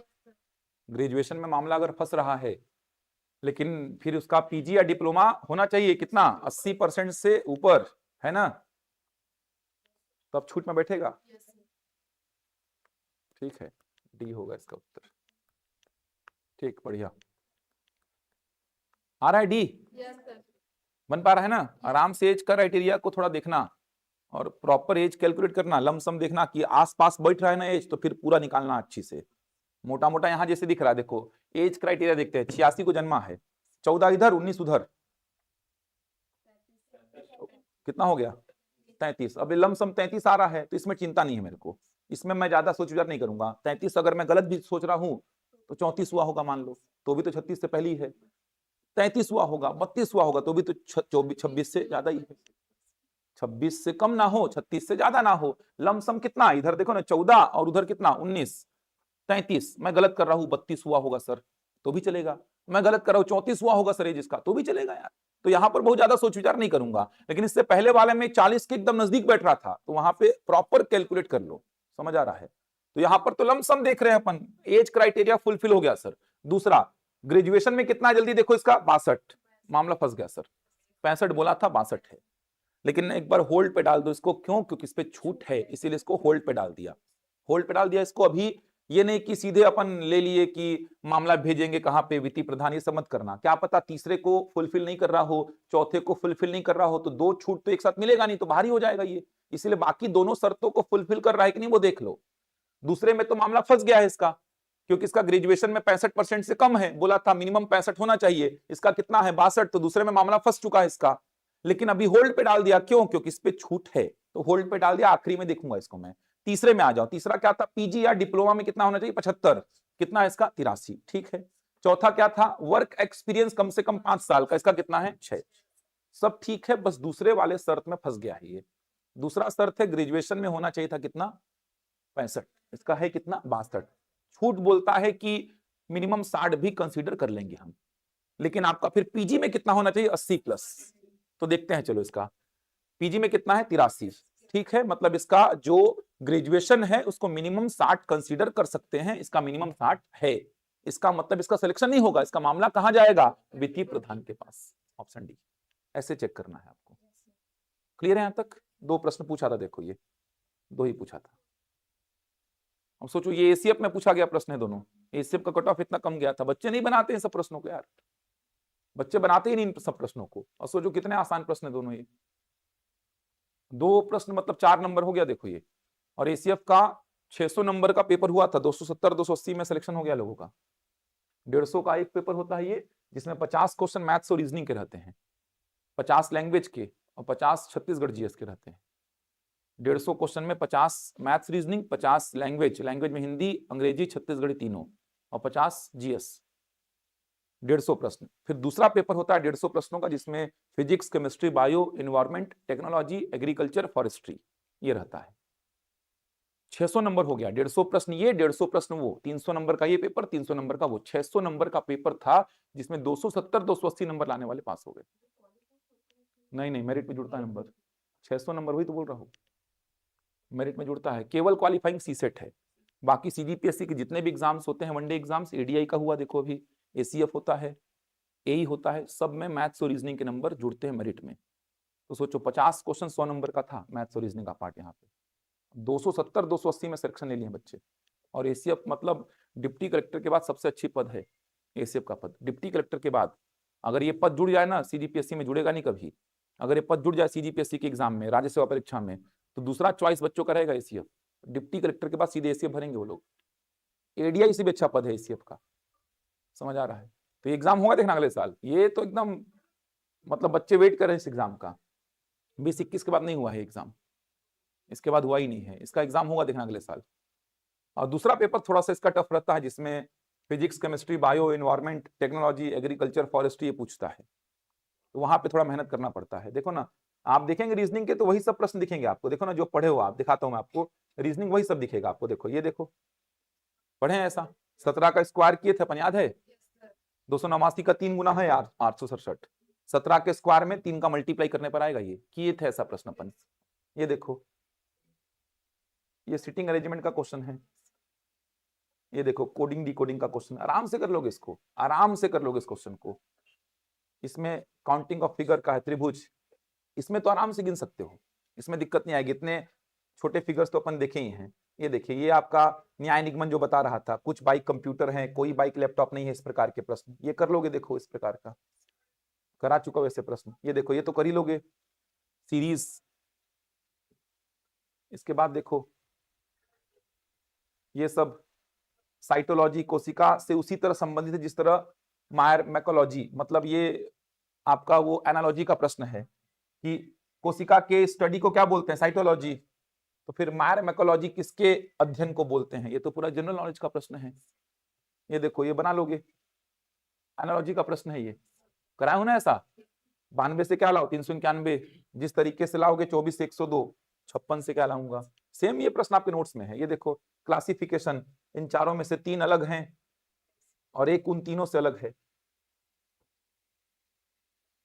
ये देखो सीरीज का प्रश्न, आराम से बना लोगे। ये आपका ये जो ग्रुप एनालॉजी, 6 और 9 का यूज करके क्या लाना है, 297, समझ आ रहा है? 6 और 9 का यूज करो, 6 का क्यूब कितना, 216, उसमें 81 जोड़ने पे क्या आएगा, 297, तो 6 का क्यूब और 9 का स्क्वायर, खत्म हो गया क्वेश्चन। आराम से कर लेते इसको। अरे 6 दिखा, 297 दिखा, तो 6 का क्यूब तो याद आएगा ही। 6 का क्यूब कितना, 216, उसमें कितना जोड़ोगे, 81, और 81 क्या है, 9 का वर्ग, तो 6 का क्यूब और 9 का वर्ग जोड़ने पर क्या आएगा, 297। तो कौन से में वही रिलेशन दिख रहा है। ये देखो ये तो उसका हो गया आपका, ये तो बन ही जाएगा डायरेक्शन सेंस। ये देखो इसके हिसाब से डायग्राम बनाओ, उत्तर दो। वही सब पूछ रहा, देख रहे हो ये पूरा प्रश्न अभी तक जितना पढ़े वही सब तो पूछा है। देखो ना आगे भी दिखाता हूं, वही सब पूछा है। ये देखो पासा का प्रश्न, आराम से बनेगा, ये प्रश्न करा चुका हूं। ये इसके विपरीत क्या आएगा बता दोगे ना, आराम से पढ़ चुके हो आप। ये कल करा रहा था, देखो ये प्रश्न, शाम को गणित का क्लास अगर अटेंड किए होंगे, शाम के गणित के क्लास में ये प्रश्न कराया था, उत्तर 32 निकाले थे ना कुछ। ये सब तो उसके प्रश्न है, मतलब आप इसमें जैसे आपको दिया रहेगा कोई कथन और आप क्या कार्यवाही करोगे, वहां पर करा दूंगा मैं, कुछ कुछ प्रश्न आते हैं इसके भी। ये देखो ये सब वही है, ये गणित का प्रश्न है ये सब। ये देखो ये कराया था, याद करो, समय और कार्य पढ़ाते समय, समय और कार्य पढ़ाते समय ये प्रश्न कराया भी था। ये प्रतिशत अगर अटेंड किए होगे तो ये प्रश्न बन जाएगा आपसे, प्रतिशत अगर अटेंड किए होंगे तो। ब्याज वगैरह के प्रश्न है, वही सब है देखो, लेकिन अच्छे प्रश्न है। ये प्रश्न देखो कराया था क्लास में, याद आ रहा है? इतने दिनों के लिए पर्याप्त भोजन है, इस प्रकार के प्रश्न करा चुका हूं। ज्योमेट्री मेंसुरेशन के प्रश्न है, ये देखो वही सब पूछता है, मतलब कुछ अलग नहीं है। औसत अगर पढ़े होगे तो ये प्रश्न कराया हूँ, अगर औसत पढ़े होगे तो, नहीं पढ़े तो आगे जाके पढ़ेंगे। वही सब पूछता, मैं ये दिखा रहा हूँ आप लोग को, देखो वही सब पूछता है, कुछ अलग नहीं है, पूरा वही सब पूछ रहा है, कुछ भी अलग नहीं पूछता है। जो चैप्टर बच्चे हैं वो पढ़ेंगे तो सारे प्रश्न बनेंगे आपसे, कहीं पे कोई प्रॉब्लम नहीं आएगा आपको। पाई चार्ट, बार ग्राफ, ये सब पढ़ेंगे आप।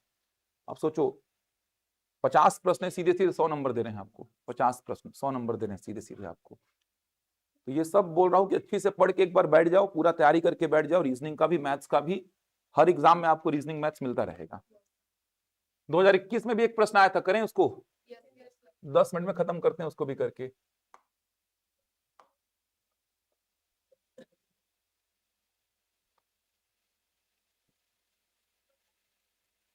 दो 2021 में भी एक प्रश्न आया था। 21 का पेपर तो इतना टफ था कि वहां पे कट ऑफ गया था 72 नंबर सीजीपीएससी प्री का 200 में।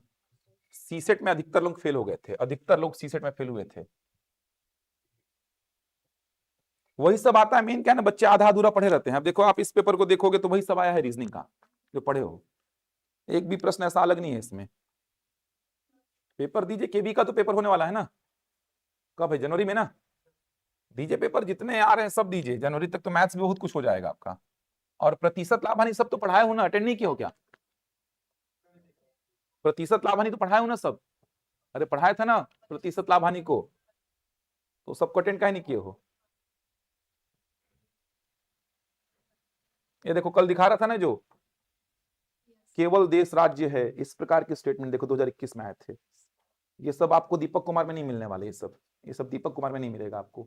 ये देखो इस प्रकार का कोडिंग डिकोडिंग सब कराए हो, देखो ये सब वही सब पूछा, देखो ना एनालॉजी के प्रश्न। ये देखो ये बोल रहा था कि ऐसे फिगर्स आते हैं तो छोड़ दो, इसमें नहीं कर पाओगे काउंटिंग आप, इसमें कहाँ काउंट करने बैठोगे यार। 52 54 50 उपरोक्त में से कोई नहीं, पूरा टावर उठा के दे दिया ये। कहाँ ऐसे प्रश्नों को छोड़ देना ज्यादा सही रहता है। तो समय के बाद भी तो क्या पता आप एक कम गिने हैं तो भी तो दिक्कत।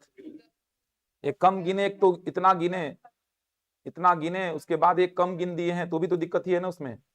ये थोड़ी कि आपको मेहनत का वहां पे नंबर दे रहा है कि एक कम गिने हो चलो आपको कुछ नंबर तो दे दें हम, सीधे वहां तो नेगेटिव जा रहे हैं आप। ये देखो दिखेगा यार, ऐसा दिख रहा है क्या? चलो मैं पढ़ देता हूं, थोड़ा दिखेगा क्या क्या बोला। देखो मैं पढ़ रहा हूं। कैंपस प्लेसमेंट क्या होता है जानते हो? कैंपस प्लेसमेंट क्या होता है? हाँ, तो कैंपस प्लेसमेंट के लिए कंपनीज आती है फाइनल ईयर में। इंजीनियरिंग फील्ड का जनरली ये प्रश्न दे दिया है। कैंपस सिलेक्शन का मतलब फाइनल ईयर में जब आप रहते हैं तो कंपनियां आती हैं, उसमें आपका प्लेसमेंट होता है।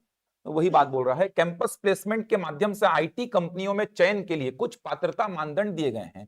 आईटी कंपनियां जो आती हैं, टीसीएस, टेक महिंद्रा, ये सब आती हैं जो प्राइवेट कॉलेजेस में आती हैं।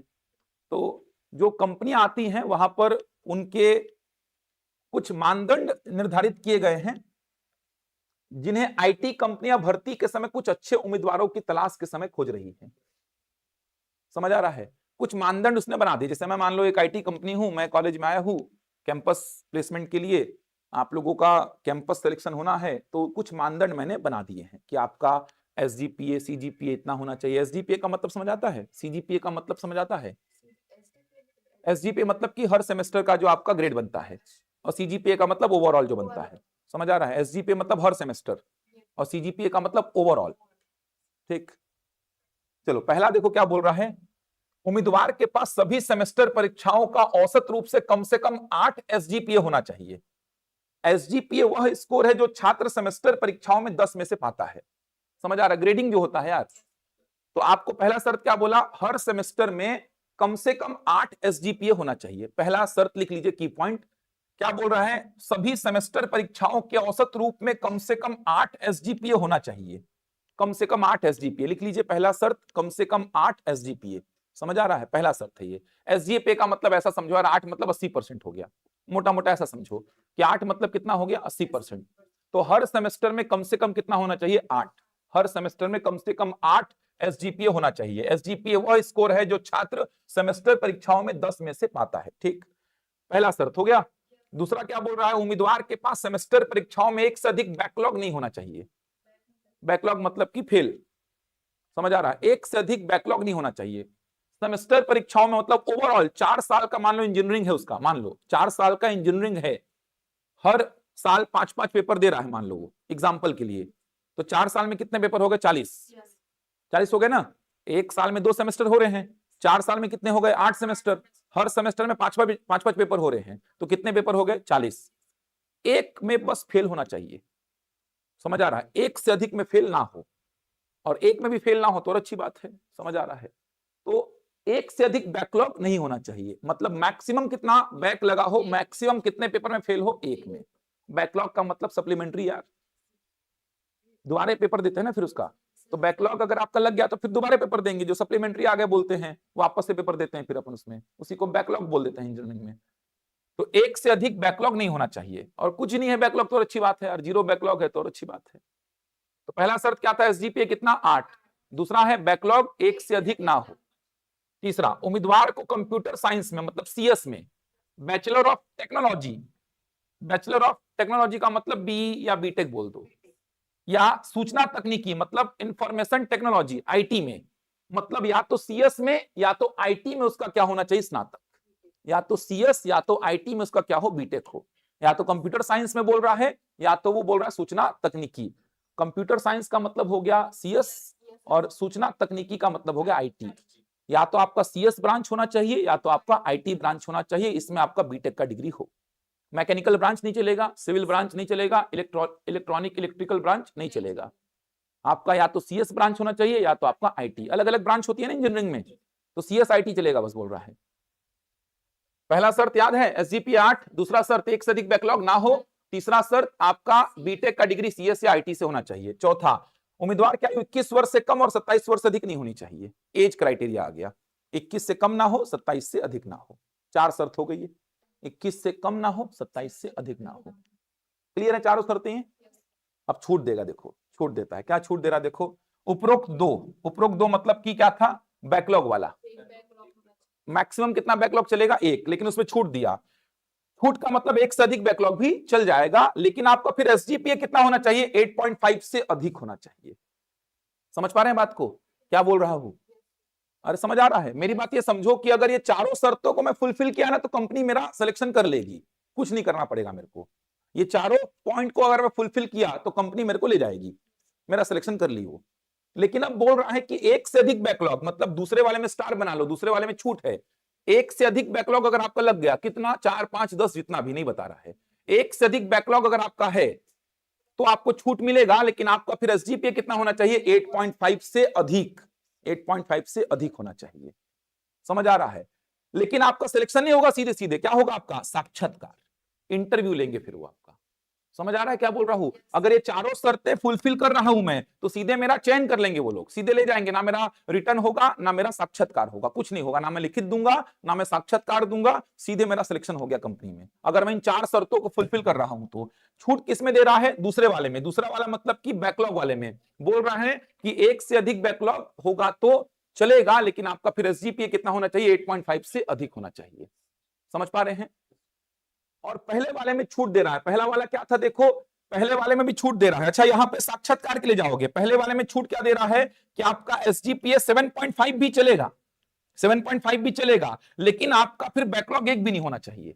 समझ आ रहा है? पहले वाले में छूट क्या दे रहा है, आपका एसजीपीए कितना होना चाहिए, 7.5 भी चलेगा, होना चाहिए था 8, लेकिन बोल रहा 7.5 भी चलेगा, लेकिन आपका फिर बैकलॉग एक भी नहीं होना चाहिए। तो आप लिखित परीक्षा देंगे। समझ आ रहा है? तो आप लिखित परीक्षा देंगे। यहां तक एक बार देखो, मैं आ रहा हूं, ये सारी बातों को समझो, पढ़ो एक बार, सारी बातों को देखो समझो, आ रहा हूं मैं।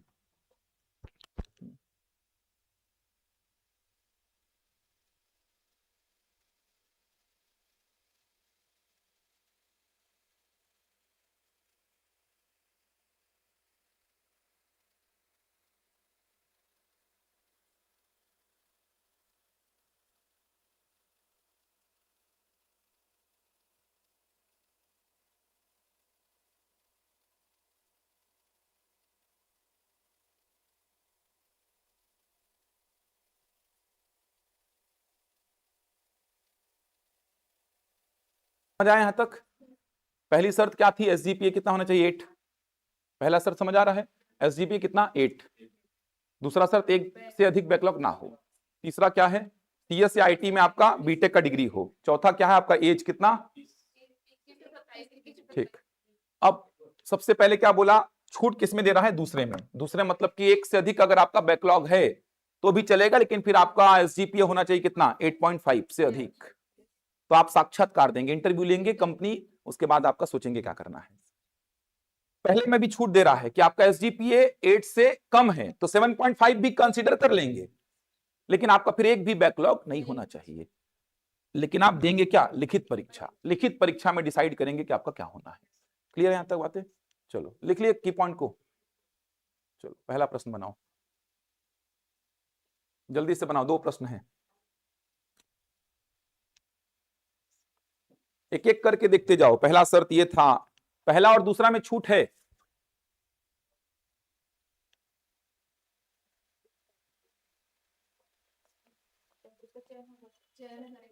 करेंगे,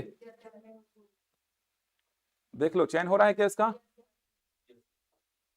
आसान क्वेश्चन है, थोड़ा समझना रहता है बस, पढ़ने में थोड़ा समय दो, उसके बाद क्वेश्चन करने में कोई दिक्कत नहीं होगी आपको। हो रहा है चयन इसका? ऑनलाइन वाले जल्दी से बताओ, इसका चयन हो रहा है क्या, जल्दी बताओ। हो रहा है चयन ना? चलो एक एक करके पहले शर्त से देखते चलना। पहला शर्त क्या था, एसजीपीए कितना होना चाहिए, 8.0 से अधिक। इसका कितना है, 9.25 चलेगा, पहला शर्त पूरा बिना किसी छूट के। दूसरा क्या था, बैकलॉग एक से अधिक ना हो, इसका कितना है, और अच्छी बात है, समझ आ रहा है, दूसरा भी फुलफिल। तीसरा क्या था, सीएस या आईटी में इसका बीटेक हो, किसमें है, सीएस में, कंप्यूटर विज्ञान मतलब सीएस में है, चलेगा। चौथा क्या था इसका, एज 24 से 27 था ना, 21 से 27, इसका कितना है 26, चौथा भी फुलफिल। बिना ना लिखित परीक्षा ना साक्षात्कार इसका चयन हो गया, ना लिखित परीक्षा देगी ना साक्षात्कार होगा, सीधे इसका चयन होगा। चारों शर्तों को जो फुलफिल करेगा उसका सीधे चयन हो जाएगा, तो इसका सीधे चयन होगा, बन जाएगा। कोई डाउट तो नहीं इसमें? जल्दी से लास्ट प्रश्न बनाओ आज का।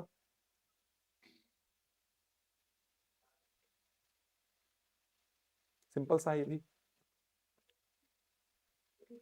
ठीक है, बढ़िया।